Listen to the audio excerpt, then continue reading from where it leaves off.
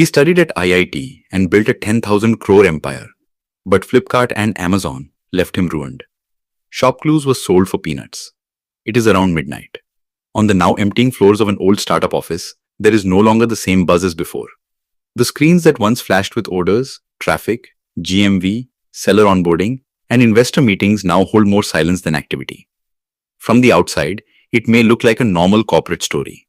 Competition increased, the market changed, funding dried up, the company got sold.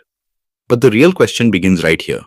How did a startup that first understood the pulse of small-town India, that once became a unicorn, that reached a valuation of nearly 10,000 crore, collapse so badly in the end? Was it defeated only by Amazon and Flipkart? Or was the script of its downfall written together by its own model, quality crisis, founder-level turbulence, and market timing? That is the story we are going to open today. A story that has ambition, an IIT-trained mind, India's e-commerce revolution, and in the end, a crash so sharp that it reminded the startup world that valuation and victory are not the same thing. At the center of this story is Sanjay Sethi.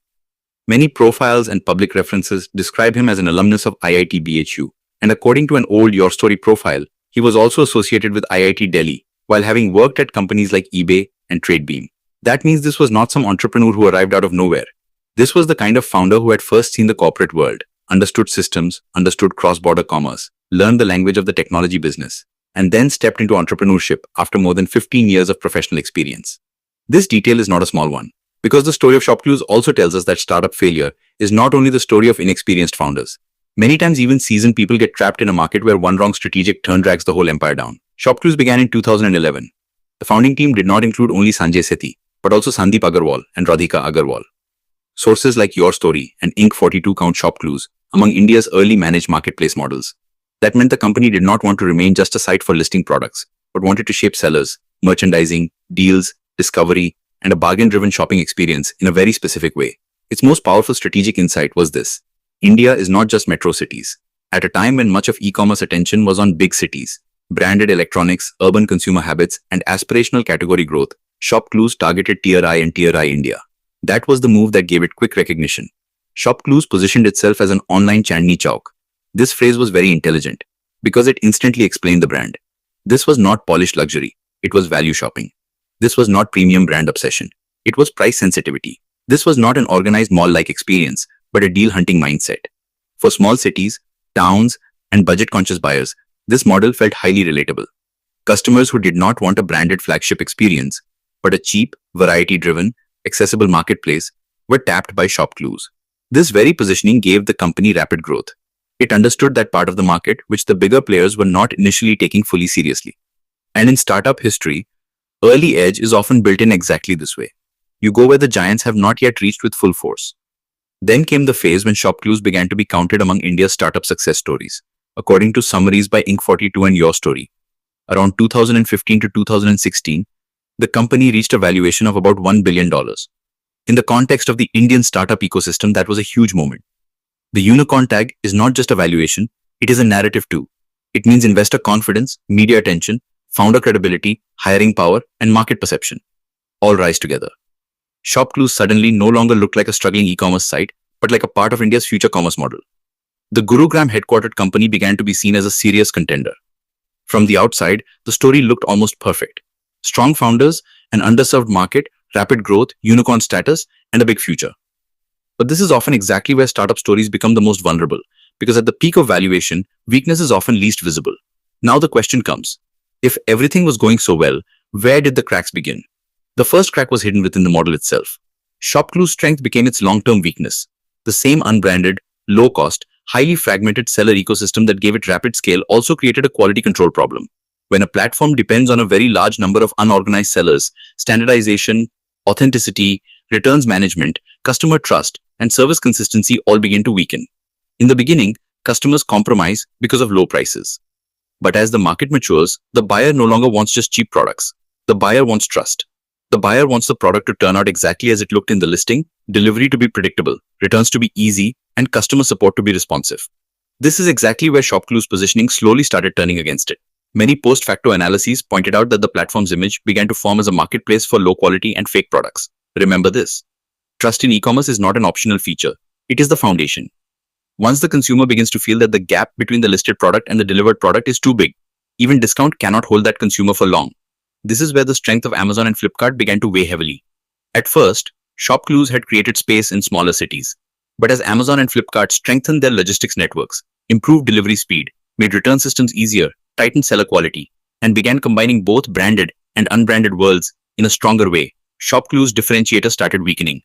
Now the consumer no longer had only a cheap option, but a better cheap option. That is the brutal truth of startup warfare. If a giant understands your market and executes better than you in your core segment, your first mover advantage slowly dissolves. Amazon and Flipkart did not fight only a discount war, they won an infrastructure war. Better warehousing, faster shipping, stronger brand trust, more organized seller management, a customer-friendly return experience, and massive capital backing. All of this made survival difficult for smaller and more fragmented players. By then, ShopClues had achieved scale, but it did not have the same capital firepower as the giants. From there, the battle became asymmetric. On one side were global-level players with deep pockets and operational muscle. On the other side was a platform that did understand price-sensitive India but could not scale service, logistics, and trust to the same quality. And when consumer habits in e-commerce begin to change, market share slips quietly. First traffic falls, then repeat orders, then seller confidence, then investor mood. From the outside, everything looks normal. Inside, the blood pressure of the business starts falling. In the middle of this founder-level turbulence made the story even more fragile. According to old reports by TechCrunch and Inc. 42 in 2013, co-founder Sandeep Agarwal got caught in a US insider trading case. TechCrunch reported the federal charges at the time, and in later years this episode became part of the company's governance narrative. Perception matters a great deal in the startup ecosystem. Even if the company continues running operationally, founder controversy affects investor trust, media tone, and future funding conversations. ShopClues tried publicly to show resilience, but events like these shake the internal stability of an early-stage company. Later, Sandeep Agarwal moved into a step-back position, and Sanjay Sethi and Radhika took on larger leadership responsibility. Then reports of public spats and founder disagreements made the narrative even more complicated. In 2017, Inc. 42 reported tensions among the founders over designation, ownership perception, and public positioning. To outsiders, this often looks like gossip, but in the world of startup finance, founder unity is invisible collateral. Investors do not put money only into a balance sheet, they also put money into founding alignment. If they begin to feel that internal cohesion is breaking, future rounds become difficult. In ShopClues' case, that is exactly what happened. Market pressure existed from outside, and confidence pressure from inside. At the very moment the company needed the most strategic focus, it was busy managing internal trust. During this same period, another tactical mistake emerged: hurrying to show profitability. Many retrospectives written on startup histories repeatedly pointed out that in the rush to build a possible IPO narrative and disciplined financial optics, the company sharply cut marketing spend. On paper, that may look like a sensible move, but in an e-commerce business, suddenly weakening the customer acquisition engine can prove fatal. If your brand loyalty is already fragile, repeat behavior inconsistent, and the competition hyperfunded, then a marketing cut does not become cost-saving. It becomes demand collapse. For a company like ShopClues, visibility itself was oxygen. As soon as marketing weakened, it was natural for GMV and consumer traction to take a hit. This is that same decline spiral where business pressure makes you cut costs. Cost cuts reduce growth. Falling growth weakens investor confidence further. Then capital becomes even harder, and then the next cut becomes more dangerous than the last one. Efforts to raise new funding also did not succeed as hoped. Once a company starts falling from peak narrative, the market stops seeing it as a future leader and begins seeing it as a troubled asset. Existing investors hesitate to put in more capital. New investors step back seeing turnaround risk, and potential acquirers demand a discount. This is the most painful phase for any startup, because this is when founders understand for the first time that valuation and liquidity are not the same thing. You built a unicorn on paper. That does not mean someone will pay anywhere near that valuation at exit. This is exactly the brutal reality that surfaced for ShopClues. Then in 2019 came the moment that turned the story into one of the most dramatic valuation meltdowns in the Indian startup ecosystem.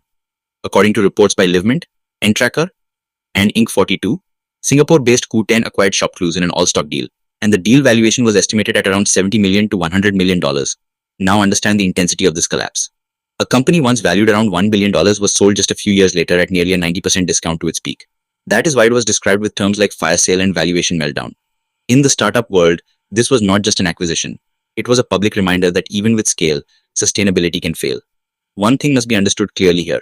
ShopClues was not destroyed only by Amazon and Flipkart. That would be only half the truth. Yes, competition pressured it brutally. Yes, the aggressive expansion of giant players weakened its small city mode. But if the platform's quality perception had stayed strong, governance had remained calm, funding resilience had held, and consumer trust had remained stable, then perhaps the story would not have fallen so far. Real collapse happens when external pressure and internal weakness come together. In the case of ShopClues, this exact combination is visible. A fragile seller ecosystem, quality and image issues, founder turbulence, weaker capital muscle, strategic missteps, and a hyper-competitive market. This mix slowly pushed the company toward the edge. There is also an interesting angle in Sanjay Sethi's personal journey. IIT background, long corporate experience, international exposure, working at a company like eBay, then coming to India and building a startup. This narrative was part of the dream that powered Startup India in the 2010. That dream said, smart founders can build huge digital businesses for Bharat, not just for urban elite India. ShopClues helped shape that dream too. It proved that Tier I and Tier I customers could not be ignored. It made India's value commerce thesis popular. Later, the rise of Meesho, reseller commerce, vernacular commerce, and Bharat-focused digital products certainly shows the intellectual legacy of experiments like ShopClues. In other words, even if the company collapsed financially, it exited only after teaching the market some lessons. And that is why the story of ShopClues is not just a story of failure. It is a story of market timing. It shows that having the right insight is not enough. Sustaining it with long-term execution, trust building, and capital stamina is equally necessary. Understanding the consumer base of small cities can be a brilliant beginning. But if that same consumer gradually starts asking for better service, faster delivery, stronger return assurance, and authentic products, then your original model has to evolve. If it does not evolve, then the same market you understood first can later leave you behind. That is exactly what happened. Bharat was an opportunity. But Bharat's expectations were also changing.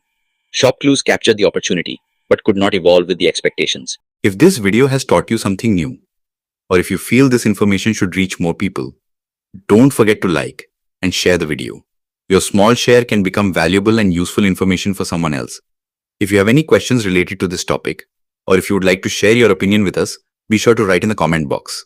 We read every question and suggestion from you, because your feedback inspires us to create better content. And if you want to keep receiving such interesting and reliable information about business, the economy, and the world in the future, then don't forget to subscribe to our channel GRT Business and also press the bell icon so that you get notifications of every new video directly. At GRT Business, we always strive to provide you with accurate, balanced, and reliable information. Our news and analysis are prepared based on information obtained from various news agencies, public sources, and public opinion. We make every effort to verify and validate each fact as much as possible. But in case of any possible error or dispute, the responsibility lies with the respective sources. Our only aim is to present you with a correct and trustworthy perspective so that you can understand any topic better.